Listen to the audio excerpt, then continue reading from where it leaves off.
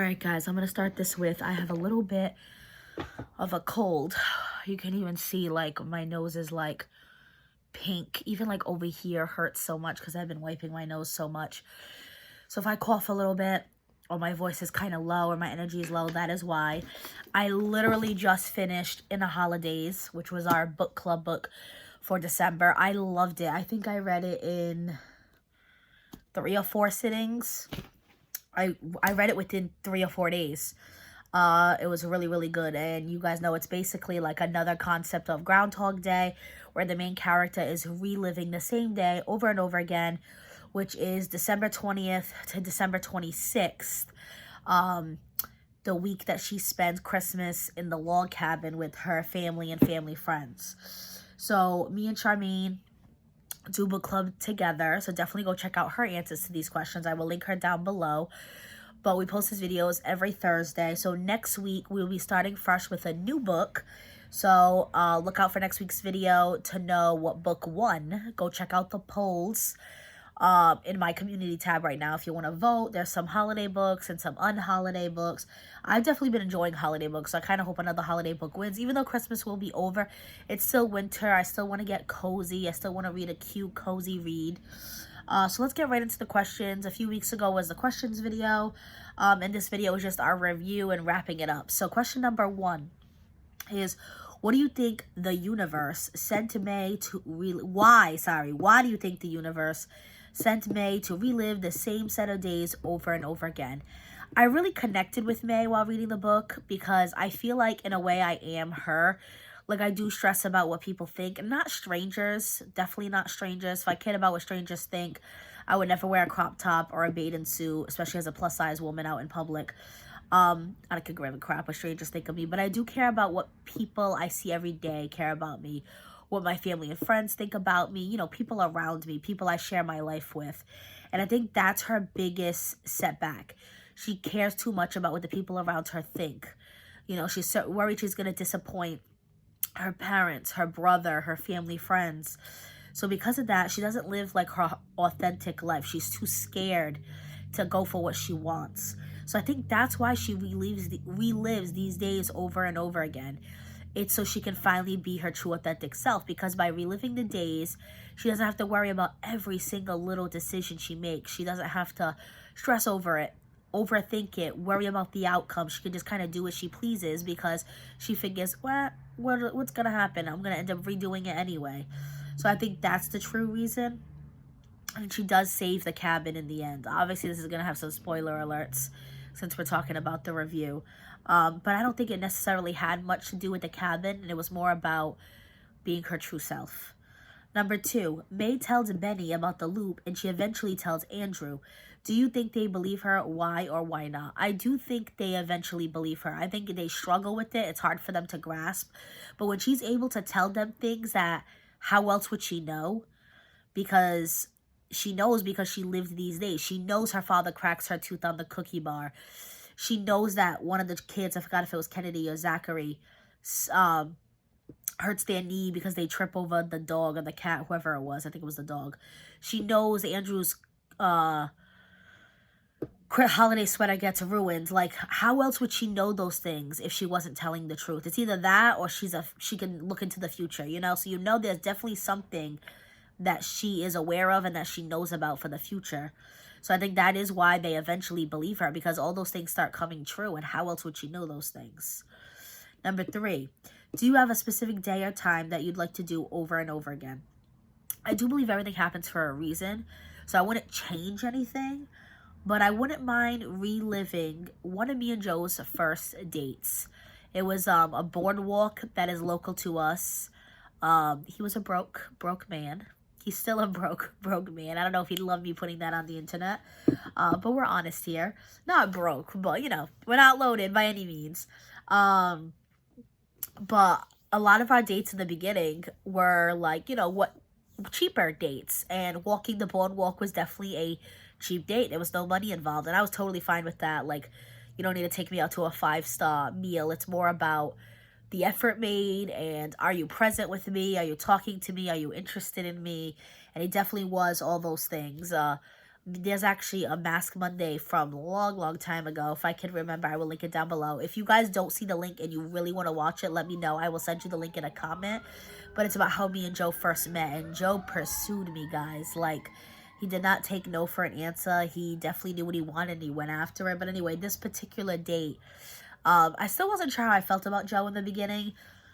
Poor kid worked so hard. And I just, like, I was in a weird space at the time. I had a boyfriend that had just broke up with me. And I was going through some really big life things because I was going to be, was it 25 or 26? 26, pretty sure, because we've been together 5 years and I'm 31. And I was like, oh my God, I'm hitting my late 20s and I don't have anything figured out. Like, I had graduated college, but I was still working my cashier job. I was still living at home. I didn't have my license yet because I tell you guys all the time, I have anxiety about driving. And I was just, like, really focused on myself, and I really didn't want to date. So I wasn't sure if it was going to go anywhere. And maybe that's why it worked out perfectly, because I wasn't nervous. I wasn't overthinking. I just let things happen naturally. And we just walked the boardwalk, and, like, I remember him asking what my sign was, and I was a Leo, and he told me he was a Sag. It was, like, you know, not super deep conversations, but they were lighthearted, and I liked them, and then he kissed me, and it was literally one of the most intense kisses I've ever had in my entire life. I have never felt a connection like that with somebody. Even my first kiss wasn't that good. You know, I had a boyfriend for 4 years before Joe, and nothing compared to that kiss with Joe, truly. I look back on it, I was like, wow, I think that was the universe's sign that he's mine. It's almost like your body connects. I don't know. You guys tell me your experience with, you know, your person. At the time, I still wasn't sure if he was the one, but I definitely enjoyed that kiss. And now I realize I think it was God, the universe, showing me, like, go for it, Tay. Don't be stupid.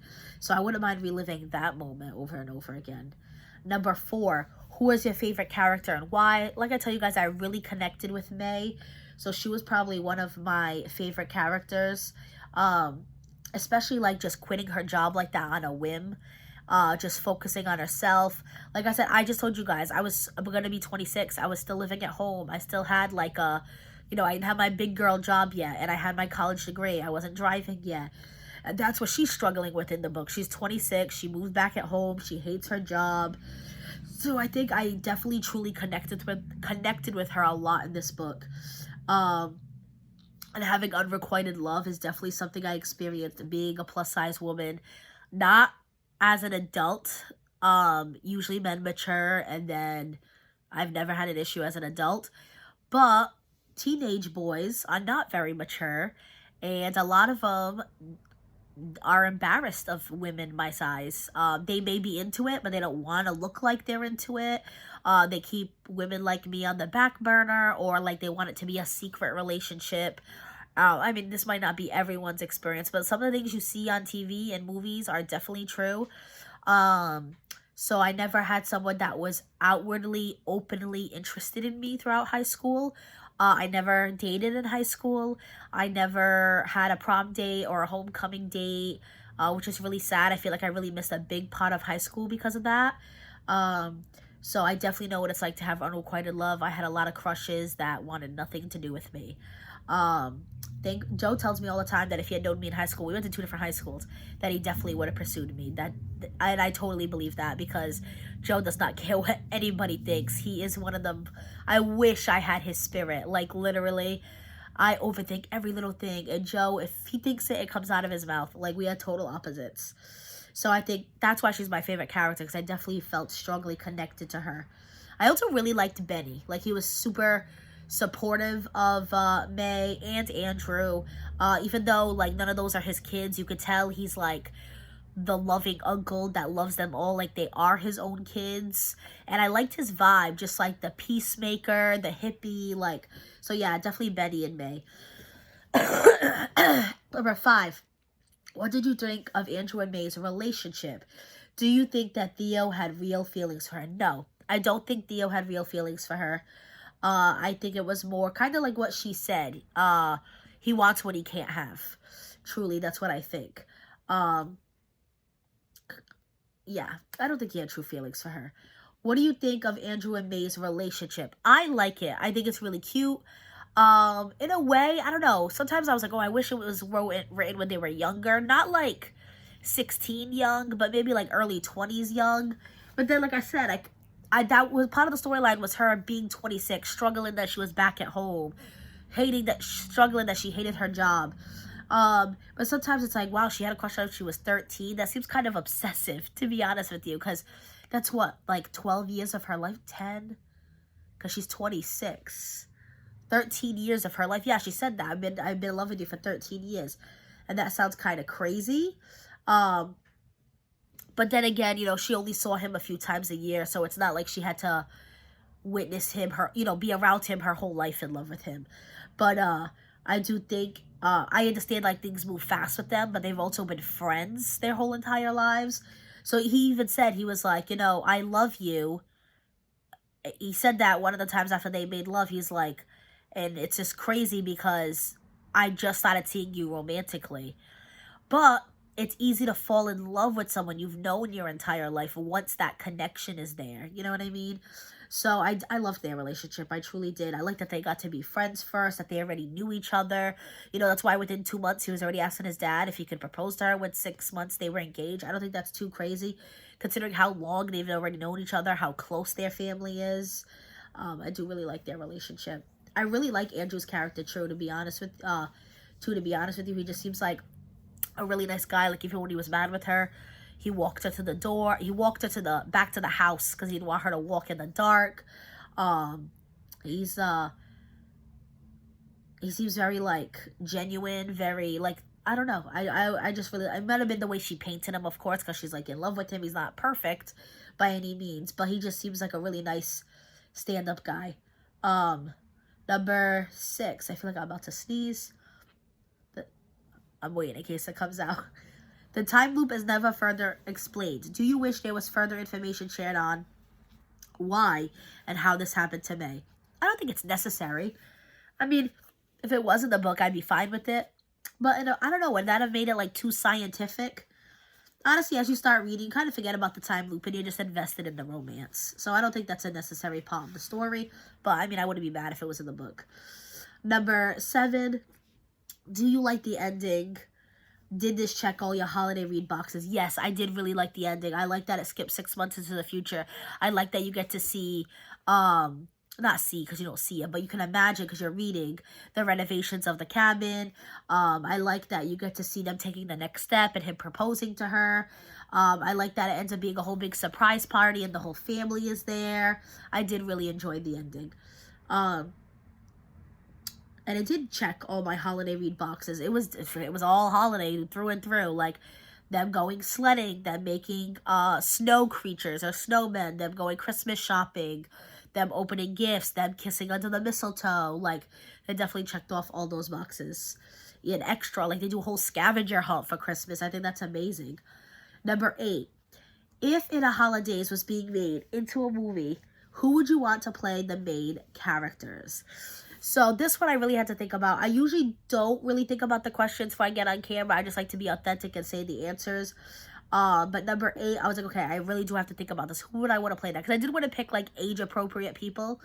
So the first one that came to mind was Andrew's character. And I am obsessed. I'm not a big superhero film person, but one superhero that I love to watch, and I've seen all the movies, is Spider-Man. And I think Tom Holland, which is the newest Spider-Man, would play an amazing Andrew. Attractive, that is for sure. And he does seem like a really nice, genuine guy.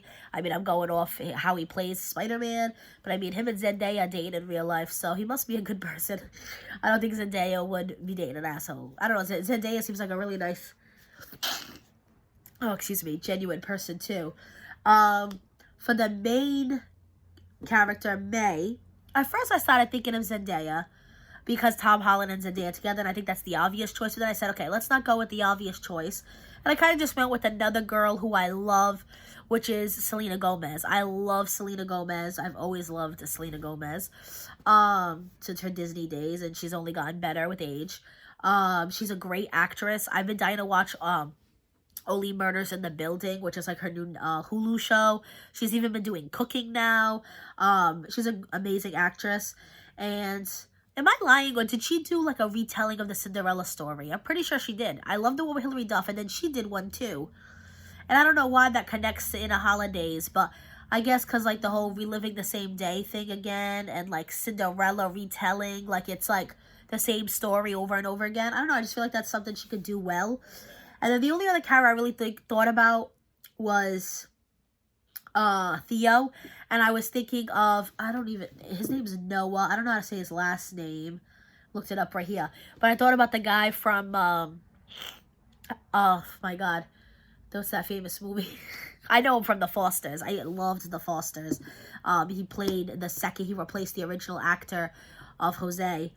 But To All the Boys I've Kissed Before. Thank you. There it is. I thought of him because, I don't know, he's not like a huge heartthrob to me. I'd rather have a Tom Holland. So I know he is usually the main guy, the main heartthrob. So I would love him to play kind of like the side character, like Theo. I actually didn't even think about a character for her brother, to be honest with you. But her brother, you know who I thought of in my head as I was reading it?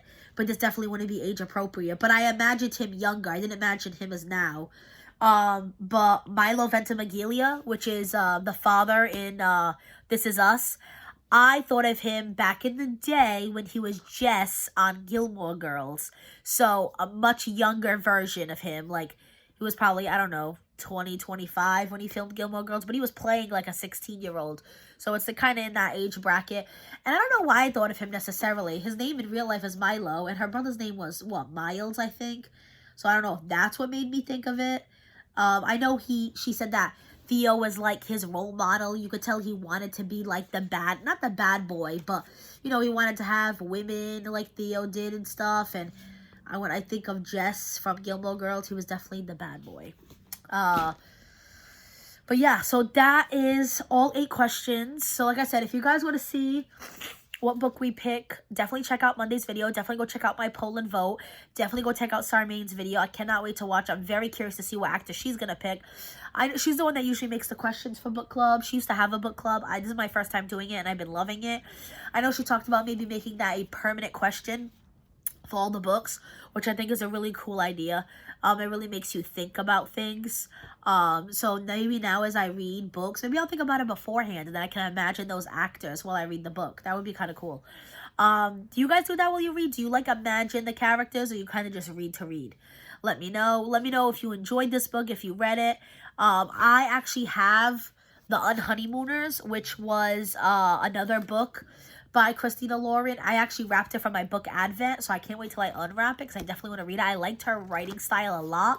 I actually just added like 2 books of hers to my book wish list on Amazon. I always link that down below, not because I want you guys to buy me anything, but because some of you asked me to link it. You were like, oh, just to give us kind of book recommendations, because I do put a lot of books on there. She had the expert, I don't know if that's what they call it, I don't even know. The end of this book has like chapter 1 of a new novel of hers, and it's called The Soulmate Equation. That's the one I added to my Amazon wish list because it sounded really good. I read the first chapter and I really liked it. And then she has a new book that doesn't come out till May called The True Love Experiment. That sounded really good, that I added to my wish list, but I won't be able to purchase till May, but I just wanted to keep it there. So I wouldn't forget about it. So you can always check out my wish list if you want book recommendations. Always check out the book club videos. They're every Thursday. Every Monday is Mask Mondays. Tuesday and Wednesdays are usually hauls and unboxings. You guys see the stuff behind me? I'm about to film that too. I have plenty of stuff to show you guys. And then Fridays are usually a bonus video. Sometimes it's a vlog. Sometimes it's a review. Sometimes it's cooking. Anything like that. I don't always post Friday, but I almost always post. It's usually Monday through Friday, if not Monday through Thursday. But that's it for this video. So if any of that sounds good to you, definitely consider subscribing and hitting the notification bell. If you like the video, you like me, you like book club, give it a thumbs up. It really helps the YouTube algorithm. And like I said, comment down below. Let me know if you read the book, if you enjoyed the book. And if you want to answer any of the questions down below, please do so. That's why me and Sharmaine do this. We love talking about books with you guys, and I'm glad that you guys are enjoying it. I feel like a lot of you guys signed up for this month. Not signed up because there's not a sign up list, but I think a lot of you guys were excited for a holiday book this time around. And we're getting your comments, recommending books for next month, and we love that. That's why we did this, because we want to all be involved. But I hope you guys have a great day, a very merry holiday weekend. If you celebrate, Hanukkah just started too, so whatever celebration you are celebrating, whatever holiday you are celebrating, I hope you guys have an amazing time, make some memories, enjoy time with your family, and be safe.